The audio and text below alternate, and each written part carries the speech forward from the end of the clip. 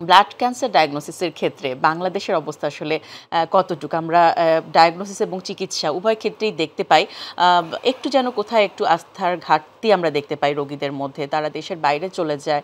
তো সেক্ষেত্রে বাংলাদেশের এখনকার অবস্থা কি?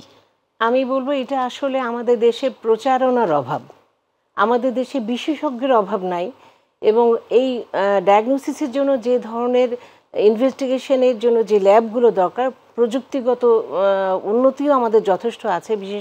বিশেষ করে সরকার থেকে অনেক উদ্যোগ নিয়েছেন এই ব্যাপারে।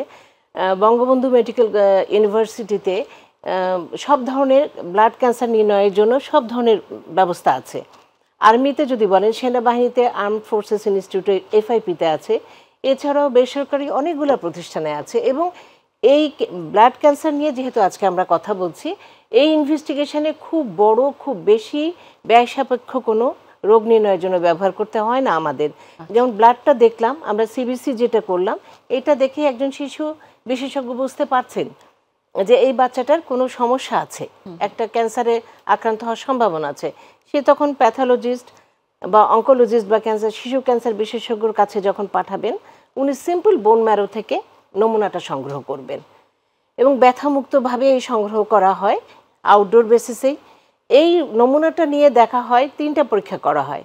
একটা হলো যে এর ভিতরে ক্যান্সার সেলগুলো কেমন দেখতে, যেটাকে মরফোলজি বলে, ফেনোটাইপিং বলে, যেটা কোন টাইপের ক্যান্সার, বিসি বিটি এমএল এই টাইপের আমাদের ডাক্তারি ভাষা আছে, কোনটা ভালো। এখন হলো এই ক্যান্সারটা মানে প্রগনোসিসকে, এটা ভবিষ্যতে কেমন কেমো রিসিভ করবে, কেমন ভালো কাজ করবে কিনা কেমো, এটার জন্য করা হয় সাইটোজেনেটিক্স, কতটা ঝুঁকিপূর্ণ। এবং এই যে আমি 3টা ইনভেস্টিগেশন বললাম, 3টাই বাংলাদেশে অ্যাভেলেবল। এটার জন্য আমাদের পার্শ্ববর্তী দেশ বা বাইরের কোনো দেশে যাওয়ার প্রয়োজনই হয় না। শুধু আমরা জানি না যে আমাদের দেশে এই ব্যবস্থাটা আছে।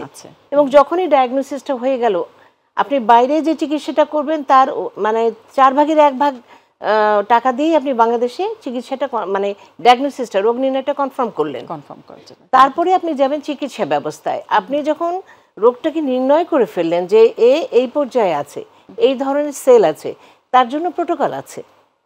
চিকিৎসা ব্যবস্থাটাকেই প্রোটোকল বলে।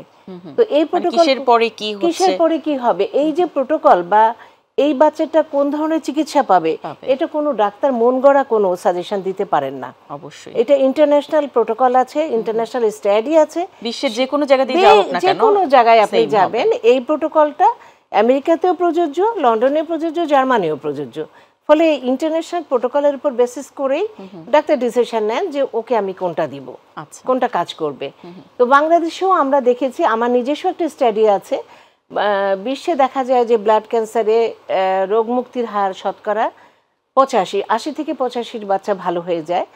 আমার স্টাডিতে আমি দেখেছি প্রায় 73 থেকে 76 জন, মানে 73 থেকে 76% বাচ্চা আমার রেমিশনে গিয়েছে। তাহলে আমরা ইন্টারন্যাশনাল যে স্টাডি তার কাছাকাছি আছি।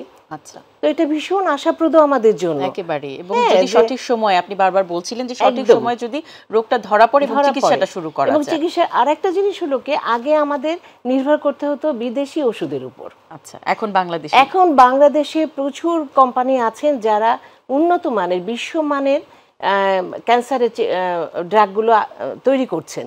আচ্ছা, কেমো ড্রাগগুলো বলে, কেমো ড্রাগ বলে, এবং সেগুলো আমি কোনো বিদেশি ওষুধ ব্যবহার করি না। আমি যখন থেকে শুরু করেছি একদম ভালো রেসপন্স। এই যে নাহলে আমার স্টাডিতে কিভাবে আসলো যে ইন্টারন্যাশনালি যারা সাকসেস রেট যেটা, আমাদেরও সেটা। ফলে বাংলাদেশে চিকিৎসা, রোগ নির্ণয় এবং তার পরবর্তী যে ধাপগুলো, আমি বলবো আন্তর্জাতিক মানের।